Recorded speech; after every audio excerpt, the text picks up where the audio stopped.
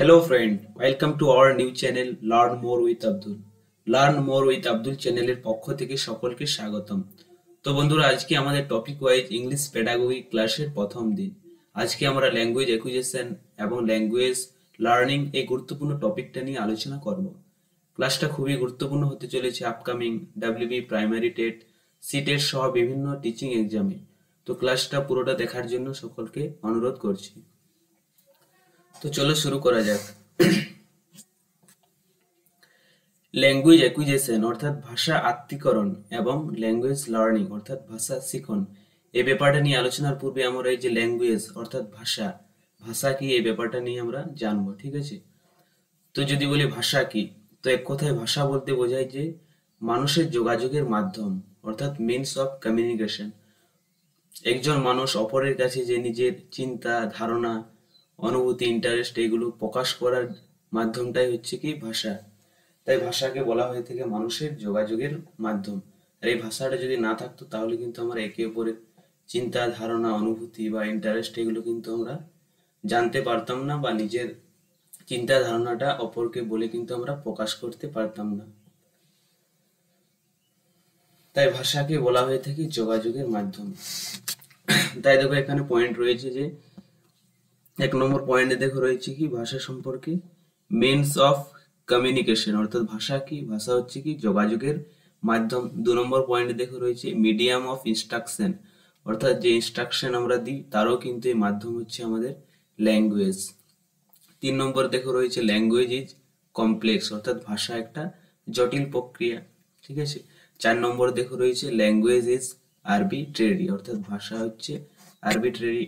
এবং পাঁচ নম্বর দেখো রয়েছে পয়েন্ট সোশ্যাল ইন বিহেভিয়ার অর্থাৎ ভাষা হচ্ছে সামাজিক মিথস্ক্রিয়া কথোপকথন বা সমাজে একে অপরের সাথে কথা বলার একটা মাধ্যমই হচ্ছে কি ভাষা। তাই language is an social in behaviour. তারপরে দেখো রয়েছে it is a symbolic and dynamic.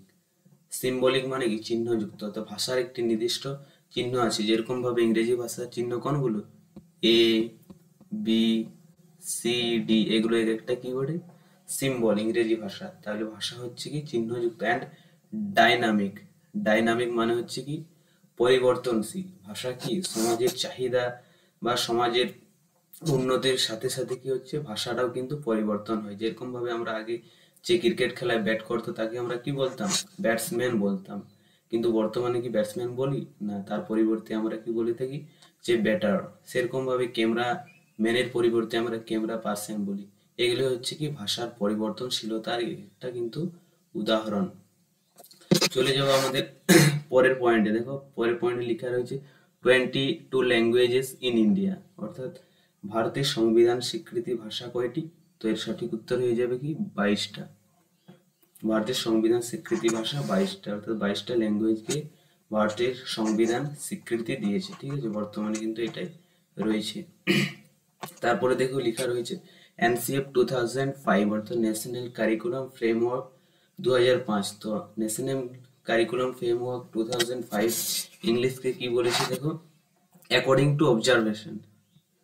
Observation মানে কি পর্যবেক্ষণ অর্থাৎ ইংরেজিটাকে পর্যবেক্ষণের ভিত্তিতে কি বলেছে সেকেন্ড ল্যাঙ্গুয়েজের আখ্যা দিয়েছে, ঠিক আছে। তো এনসিএফ 2005 অ্যাকর্ডিং টু অবজারভেশন ইংলিশকে সেকেন্ড ল্যাঙ্গুয়েজ হিসেবে আখ্যা দিয়েছে। কিন্তু এটাও কিন্তু ইম্পর্টেন্ট, সিটের সব পরীক্ষায় কিন্তু বারবার এই প্রশ্নটা এসেছে যে অ্যাকর্ডিং টু অবজারভেশন। তাহলে যদি বলা হয়ে থাকে যে অবজারভেশনের ভিত্তিতে ইংরেজির স্থান কত, তো এর উত্তর হয়ে যাবে সেকেন্ড ল্যাঙ্গুয়েজ। তারপর দেখো রয়েছে মাল্টিলিঙ্গুয়াল কান্ট্রি। মাল্টিলিঙ্গুয়াল মানে কি? মাল্টিলিঙ্গুয়াল মানে হচ্ছে বহু ভাষাভাষী আর মনোলিঙ্গুয়াল মানে হচ্ছে একভাষী, ঠিক আছে। তো মাল্টিলিঙ্গুয়াল কান্ট্রিতে ইংরেজির স্থান কিরকম? তাহলে মাল্টিলিঙ্গুয়াল কান্ট্রিতে ইংলিশটাকে গ্লোবাল ল্যাঙ্গুয়েজ হিসেবে দেখা হয়েছে, ঠিক আছে। এই পয়েন্টগুলো কিন্তু তোমরা একটু পয়েন্ট আউট করে নিবে, ঠিক আছে। পরে দেখো ইন্ডিয়ান কনস্টিটিউশন অর্থাৎ ভারতীয় সংবিধান ইংলিশকে কি কি হিসেবে দেখিয়েছে? তো Indian constitution official language said in English অর্থাৎ ভারতের যে সংবিধান রয়েছে সেটা ইংরেজিটাকে অফিসিয়াল ল্যাঙ্গুয়েজের মর্যাদা দিয়েছে। এই পয়েন্টগুলো কিন্তু ভেরি ভেরি ইম্পর্টেন্ট, তাই তোমরা কিন্তু এগুলো একটু নিজেদের খাতায় লিখে রাখবে। তো চলে যাবো আমাদের পরের স্লাইডে। তো তো আমাদের পরের স্লাইডে দেখো রয়েছে কি, পরের স্লাইডে দেখো রয়েছে ফার্স্ট ল্যাঙ্গুয়েজ বা মাদার টাং। তো এই যে ফার্স্ট ল্যাঙ্গুয়েজ, প্রথম ভাষা বা মাতৃভাষা বলতে আমরা কি বুঝি? তো মাতৃভাষা বলতে আমরা সেটাই বুঝি একটি শিশু, ঠিক আছে, জন্মের পর একটি শিশু তার মায়ের কোল থেকে প্রথম যে ভাষা শিখে বা তার মায়ের কোল থেকে প্রথম যে ভাষা শুনে, সেই ভাষাটাই হয়ে যাবে কি তার ক্ষেত্রে মাতৃভাষা। দেখো এখানে লেখা রয়েছে, It generally refers to the mother tongue or a language that a child record first after birth। অর্থাৎ একজন শিশু জন্মের পর সে তার মায়ের কোল থেকে যে ভাষা প্রথম সে শিখে সেটাই হয়ে যায় তার ক্ষেত্রে মাতৃভাষা, ঠিক আছে। তো আমরা যেমন কি আমরা হচ্ছে পশ্চিমবঙ্গের আদিবাসী, তাহলে আমাদের ক্ষেত্রে মাতৃভাষা কি হয়ে যাবে? আমাদের ক্ষেত্রে মাতৃভাষা হচ্ছে সবার ক্ষেত্রে বাংলা ভাষা, ঠিক আছে। তাহলে আমাদের মাতৃভাষা হবে বাংলা। সেরকম ভাবে যারা বিহারে থাকে তাদের ক্ষেত্রে মাতৃভাষা কি হবে, বা যারা ঝাড়খণ্ডে থেকে তাদের ক্ষেত্রে মাতৃভাষা হয়ে যাবে কি হিন্দি। এই ছিল মাতৃভাষা। তারপরে দেখো, but in multilingual community. Multilingual মানে কি? মাল্টিলিঙ্গুয়াল কমিউনিটি মানে ভিন্ন ভাষাভাষী যুক্ত সম্প্রদায়, অর্থাৎ একটা সমাজ রয়েছে বা একটা সম্প্রদায় রয়েছে যেখানে কিনা কিছু লোক হিন্দি ভাষায় কথা বলে, কিছু লোক বাংলা, আবার কিছু লোক তেলেগু ভাষায় কথা বলে। সেক্ষেত্রে একটা শিশুর মাতৃভাষা বলতে আমরা কোন ব্যাপারটা বুঝবো বা কোন ভাষাটাকে বুঝবো? তো সেক্ষেত্রে একটি শিশুর মাতৃভাষা বলতে সেটাই হবে যেটাতে শিশুটা সবচাইতে বেশি কমফর্ট ফিল করে। A child comfort to speaking, অর্থাৎ শিশুটি যে ভাষায় কথা বলতে সে বেশি স্বাচ্ছন্দ্য বোধ করে, অর্থাৎ উইদাউট এনি এফর্ট, অর্থাৎ কোনোরূপ প্রচেষ্টা বা সমস্যা ছাড়াই যে ভাষায় সে ফ্লুয়েন্টলি কথা বলতে দক্ষ হয়, তাকে কিন্তু তার মাতৃভাষা হিসেবে আমরা ধরে থাকবো, ঠিক আছে। তো এই ছিল মাল্টিলিঙ্গুয়াল কমিউনিটিতে শিশু যে ভাষায় বেশি কমফর্ট ফিল করে বলতে, সেটা কিন্তু তার ক্ষেত্রে মাতৃভাষা হয়ে যাবে। তো পরে দেখো আমাদের রয়েছে সেকেন্ড ল্যাঙ্গুয়েজ, অর্থাৎ দ্বিতীয় ভাষা। এই ব্যাপারটা কি? তো আমরা প্রথমে জানলাম যে ফার্স্ট ল্যাঙ্গুয়েজ বা মাদার টাং, এরপরে আমরা জানবো যে সেকেন্ড ল্যাঙ্গুয়েজ বা দ্বিতীয় ভাষা। এই ব্যাপারটা কি? In India English is considered as an second language, অর্থাৎ ভারতে ইংরেজি ভাষাটাকে দ্বিতীয় ভাষা হিসেবে মর্যাদা দেওয়া হয়েছে। তো সেকেন্ড ল্যাঙ্গুয়েজ কি? সেকেন্ড ল্যাঙ্গুয়েজ বলতে সেই ভাষাটাই বোঝায়, অর্থাৎ একটি শিশু মাতৃভাষা শেখার পর সে পরবর্তী ক্ষেত্রে যে ভাষা বা ভাষাগুলো সে শিখে থাকবে সবগুলোই কিন্তু তার সেকেন্ড ল্যাঙ্গুয়েজের আওতায় পড়বে, ঠিক আছে। অর্থাৎ আমাদের ক্ষেত্রে কি মাতৃভাষা হচ্ছে বাংলা, এরপর আমরা যে ইংরেজি শিখবো, হিন্দি, তাছাড়া আরো অন্যান্য যে ভাষা রয়েছে আরবি, উর্দু, সবই কিন্তু সেকেন্ড ল্যাঙ্গুয়েজ। থার্ড ল্যাঙ্গুয়েজ বলে কিন্তু কোনো কিছু থাকে না, সবই সেকেন্ড ল্যাঙ্গুয়েজ। মাতৃভাষার পরে শিশু যে ভাষাগুলোই শিখবে সেটাই হয়ে যাবে তার ক্ষেত্রে সেকেন্ড ল্যাঙ্গুয়েজ। তো in India English is considered as an second language, অর্থাৎ ইংরেজি ভাষাটাকে সেকেন্ড ল্যাঙ্গুয়েজের ভারতে ইংরেজি ভাষাটাকে সেকেন্ড ল্যাঙ্গুয়েজের আখ্যা দেওয়া হয়েছে। তারপরে দেখো সাউন্ডস, তারপর দেখো রয়েছে sounds in a English language, অর্থাৎ ইংরেজি ভাষায় যে কয়টি সাউন্ড রয়েছে। এখান থেকে কিন্তু 2023 প্রাইমারি টেটে কিন্তু একটা প্রশ্ন এসেছিল যে কয়টা ভায়েল সাউন্ড রয়েছে, ঠিক আছে। তো এই জায়গাটাও কিন্তু তোমাদের আপকামিং 2024 প্রাইমারি টেট বা সিটের ক্ষেত্রে কিন্তু এই জায়গাটা ভেরি ভেরি ইম্পর্টেন্ট। তার জন্য দেখো আমি এখানে স্টার চিহ্ন দিয়ে রেখেছি। তো টোটাল যদি সাউন্ডস বলে, total sounds in English language, অর্থাৎ ইংরেজি ভাষাতে যদি বলে টোটাল সাউন্ড কয়টা রয়েছে, তো এর উত্তর হয়ে যাবে টোটাল সাউন্ড বললে হবে 44টা। দেখো 44টার মধ্যে রয়েছে 20 vowel sound and 24 consonant sound. 20টা রয়েছে ভায়াল সাউন্ড আর 24টা রয়েছে কনসোনেন্ট সাউন্ড রয়েছে, ঠিক আছে। তো দেখো প্রডিউসড ফ্রম 26 লেটার, অর্থাৎ কয়টা বর্ণ রয়েছে বা লেটার রয়েছে এ থেকে জেড পর্যন্ত আমাদের ইংরেজি লেটার রয়েছে 26টা। তার পাশাপাশি দেখো পরের লেখা রয়েছে, দেখো নাম্বারস অফ ভায়াল সাউন্ড, অর্থাৎ ভায়াল সাউন্ড কটা রয়েছে? নাম্বারস অফ ভায়াল সাউন্ড রয়েছে 22, অর্থাৎ 20টা। আর নাম্বার অফ ভায়াল রয়েছে 5টা, এ ই আই ও ইউ। তাহলে যদি বলে নাম্বার অফ ভায়াল সাউন্ড তাহলে হয়ে যাবে 20টা, আর যদি বলে নাম্বার অফ ভায়াল তাহলে হয়ে যাবে 5টা, এ ই আই ও ইউ, ঠিক আছে। তারপর দেখো নাম্বার অফ কনসোনেন্ট সাউন্ড, আগে বললাম তো কনসোনেন্ট সাউন্ড রয়েছে 24টা, 24। আর নাম্বার অফ কনসোনেন্ট রয়েছে দেখো 26 অর্থাৎ 26টা। যদি বলে নাম্বার অফ ভায়েল সাউন্ড তাহলে হচ্ছে 20টা। যদি বলে নাম্বার অফ ভায়েল অর্থাৎ শুধু নাম্বার অফ ভায়েল সাউন্ড কথাটা না থাকে তাহলে 5টা হয়ে যাবে। যদি বলে number of consonant sound sound কথাটা থাকে তাহলে 24টা। আর যদি এমনি সিম্পলি বলে থাকে নাম্বার অফ কনসোনেন্ট সাউন্ড কথাটা না থাকে তাহলে হয়ে যাবে 26 অর্থাৎ 26টা। চলে যাবো আমাদের পরের স্লাইডে। আমাদের পরের স্লাইডে দেখো রয়েছে OLA অ্যাক্ট 343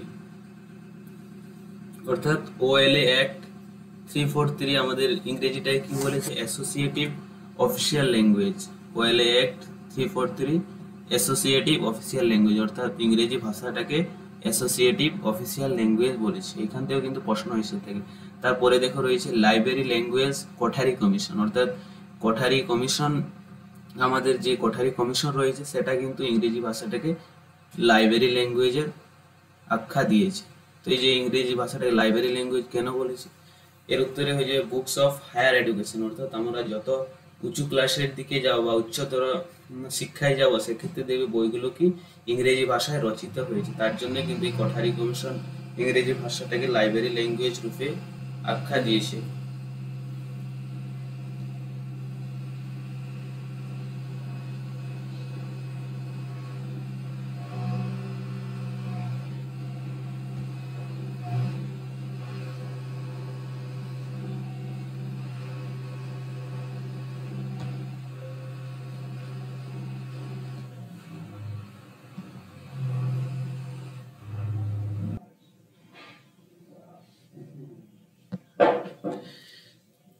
তো এরপরে দেখো আমাদের রয়েছে ল্যাঙ্গুয়েজ অ্যাকুইজিশন।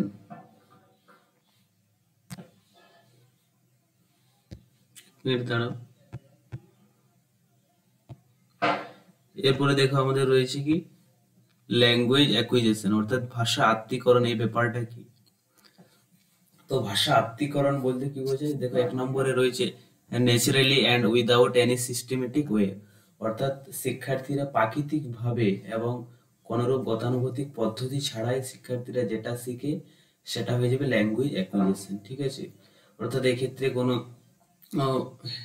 সিস্টেমেটিক ওয়ে বা নির্দিষ্ট রুলস রেগুলেশন বা টিচার্স থাকে না বা ক্লাসরুম বা গতানুগতিক পদ্ধতি কিন্তু ছাড়াই শিক্ষার্থীরা ন্যাচারালি একটা ভাষাকে শিখে নেয়। ঠিক আছে, আমাদের ক্ষেত্রে কিরকম বাংলা ভাষা শেখাটা, যেহেতু আমাদের কাছে মাতৃভাষা হচ্ছে বাংলা, তাহলে আমাদের ক্ষেত্রে মাতৃভাষাটা আমরা কি উইদাউট এনি এফোর্ট বা কোনো রকম পদ্ধতি ছাড়াই আমরা একে অপরের কাছ থেকে বা সমাজে কথাবার্তা আলাপ আলোচনার মাধ্যমে কিন্তু আমরা বাংলা ভাষাটা সহজে শিখে নিয়েছি। ঠিক আছে, আমাদের কিন্তু কোনো রুলস রেগুলেশন বা টিচারের প্রয়োজন হয় না। তাই naturally and without any systematic way ছাড়া এই ভাষা শেখাটা হয়ে যাবে ল্যাঙ্গুয়েজ অ্যাকুইজিশন।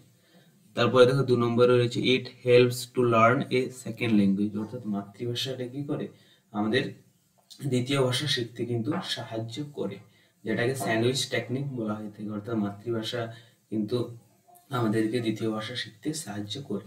3 নম্বরে দেখো পয়েন্ট রয়েছে স্পন্টেনাসলি অর্থাৎ কি স্বতঃস্ফূর্ত ভাবে। অর্থাৎ ল্যাঙ্গুয়েজ অ্যাকুইজিশনটা কি আমরা অটোমেটিক বা স্বতঃস্ফূর্ত ভাবে উইদাউট এনি এফোর্ট বা আনএওয়ার প্রসেস। দেখো পরে রয়েছে আনকনশাস প্রসেস অর্থাৎ অসচেতন প্রক্রিয়া। ভাষা আত্মীকরণটা কি একটা অসচেতন প্রক্রিয়া অর্থাৎ শিক্ষার্থীকে এখানে সচেতন বা অ্যাক্টিভ থাকার ব্যাপারটা কিন্তু থাকে না, অসচেতন ভাবে কিন্তু তারা ভাষাটা আয়ত্তীকরণ করেনি। অর আনএওয়ার প্রসেস অর্থাৎ অচেতন প্রক্রিয়া, শিক্ষার্থীকে এখানে কোনো অ্যাক্টিভ বা চেতনার বা তার জানার কিন্তু কিছু প্রয়োজন হয় না, অটোমেটিক্যালি তারা ভাষাটাকে কিন্তু আত্মীকরণ করে নেয়। 5 নম্বর পয়েন্টে দেখা রয়েছে উইদাউট এনি গ্রামাটিক্যালি রুলস অর্থাৎ ভাষা আত্মীকরণ বা ল্যাঙ্গুয়েজ অ্যাকুইজিশনের ক্ষেত্রে কোনরূপ গ্রামাটিক্যালি রুলস জানার কিন্তু প্রয়োজন হয় না। 6 নম্বর পয়েন্ট দেখা রয়েছে in this process a child learn mother tongue অর্থাৎ ভাষা আত্মীকরণ অর্থাৎ ল্যাঙ্গুয়েজ অ্যাকুইজিশন পদ্ধতির মাধ্যমে কিন্তু একটি শিশু তার মাতৃভাষাটাকে সে সহজে অ্যাকোয়ার্ড করতে পারে। কোনোরূপ কিন্তু তার মধ্যে কোনো সমস্যা দেখা দেয়নি বা কোনো জটিলতা বা সিস্টেমেটিক ওয়ে কিন্তু তাকে ফলো করতে হয় না, অটোমেটিক্যালি একটি শিশু মাতৃভাষা কিন্তু এই ভাষা আত্মীকরণ পদ্ধতির মাধ্যমে শিখে যায়। 7 নম্বর দেখো পয়েন্টে কি রয়েছে ইনফর্মাল ওয়ে। ইনফর্মাল মানে কি, দুটা রয়েছে, একটা হচ্ছে ফর্মাল ওয়ে মানে প্রথাগত পদ্ধতি। প্রথাগত পদ্ধতিতে আমরা কি করে থাকি, নির্দিষ্ট ওয়ে থাকে বা সিস্টেম থাকে, নির্দিষ্ট পাঠ্যক্রম থাকে, নির্দিষ্ট টিচার থাকে, নির্দিষ্ট একটি প্রতিষ্ঠান থাকে। কিন্তু ইনফর্মাল ওয়ে মানে কি, যেখানে কোনো নির্দিষ্ট সিস্টেম থাকবে না বা কোনো পাঠ্যক্রম বা পাঠ্যসূচি বা নির্দিষ্ট টিচার থাকবে না, অটোমেটিক্যালি সে সমাজে বা একে অপরের কাছ থেকে কিন্তু সহজে শিখে নেবে। তাই ইনফর্মাল ওয়ে হচ্ছে ল্যাঙ্গুয়েজ অ্যাকুইজিশন। তারপর দেখো 8 নম্বরে রয়েছে এফর্টলেস প্রসেস। অর্থাৎ অ্যাকুইজিশনটা কি, এফর্টলেস প্রসেস। অর্থাৎ এক্ষেত্রে শিক্ষার্থী কোনো এক্সট্রা এফর্ট বা প্রচেষ্টা কিন্তু প্রদান করতে হয় না, তারা উইদাউট এনি এফর্ট, অর্থাৎ কোনোরূপ প্রচেষ্টা বা চেষ্টা ছাড়াই কিন্তু সহজেই আত্মীকরণ করতে পারে এই ব্যাপারটা। 9 নম্বরে দেখো রয়েছে ইমপ্লিসিট। অর্থাৎ ল্যাঙ্গুয়েজ অ্যাকুইজিশন হচ্ছে একটা কি, ইমপ্লিসিট। চলে যাব আমরা এর পরবর্তী স্লাইডে।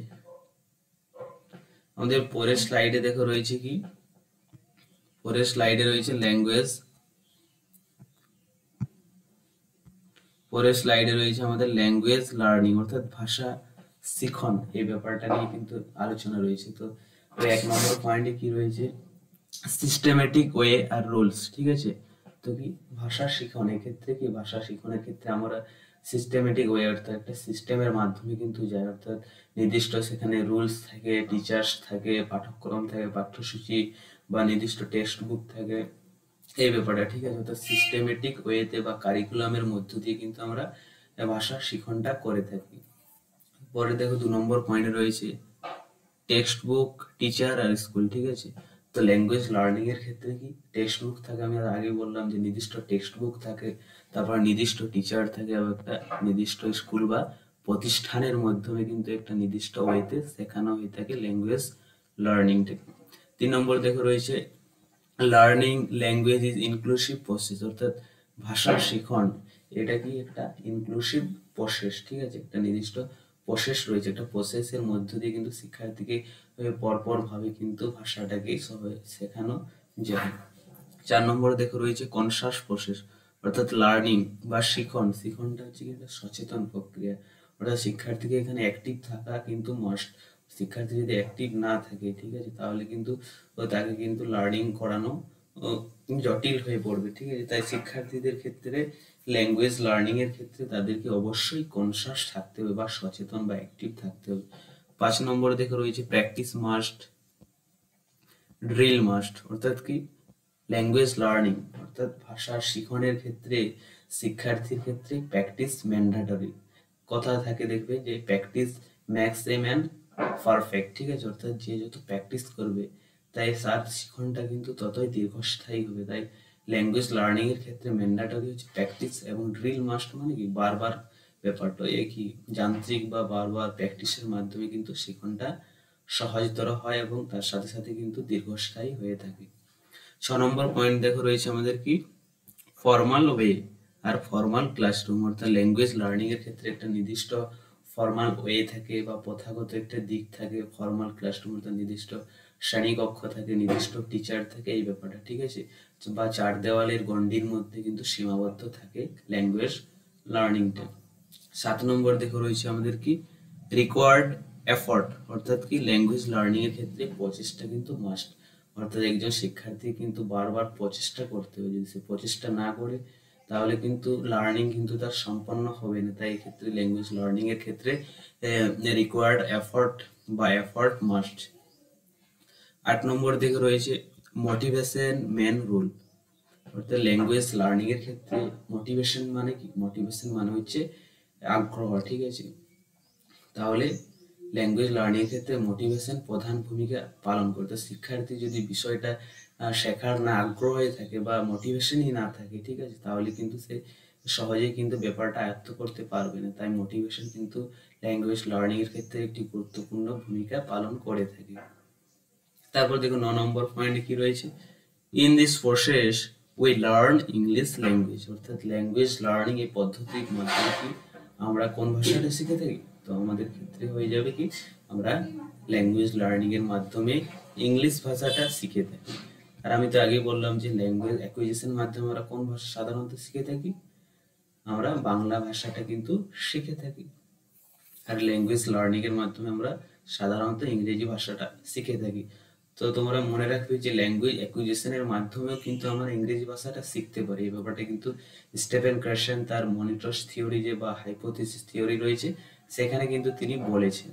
তাই কিন্তু আমরা এমনিভাবে বলে দিতে পারি না যে ইংরেজি ভাষাটা লার্নিং এর মাধ্যমে হয়, ইংরেজি ভাষাটা অ্যাকুইজিশন বা আত্মীকরণের মাধ্যমে হয়ে থাকে। এই ব্যাপারটা কিন্তু তোমরা মনে রাখবে। কিন্তু সাধারণভাবে যদি আমরা বলি তাহলে সাধারণভাবে আমরা মাতৃভাষা অর্থাৎ আমাদের কাছে বাংলাটা আমরা অ্যাকুইজিশনের মাধ্যমে শিখি এবং ইংরেজিটা আমরা লার্নিং এর মাধ্যমে শিখে থাকি। তারপরে দেখো রয়েছে এখানে টেস্টার দেওয়া রয়েছে, অর্থাৎ ইম্পর্টেন্ট জিনিস দেখো এখানে রয়েছে the main difference between language acquisition and learning is, অর্থাৎ ভাষা আত্মীকরণ এবং ভাষা শিখনের মেন পার্থক্যটা কি? এর উত্তর হয়ে যাবে কি ল্যাঙ্গুয়েজ এনভায়রনমেন্ট, অর্থাৎ ভাষার যে একটা পরিবেশ ভেদে যে অ্যাকুইজিশন এবং লার্নিং এর ডিফারেন্টটা কিন্তু হয়ে থাকে। এটাও কিন্তু বিগত সালে এসেছিল প্রশ্নটা, ঠিক আছে? তো এই যতগুলো আমি করালাম কিন্তু এগুলো সবই ভেরি ভেরি ইম্পর্টেন্ট।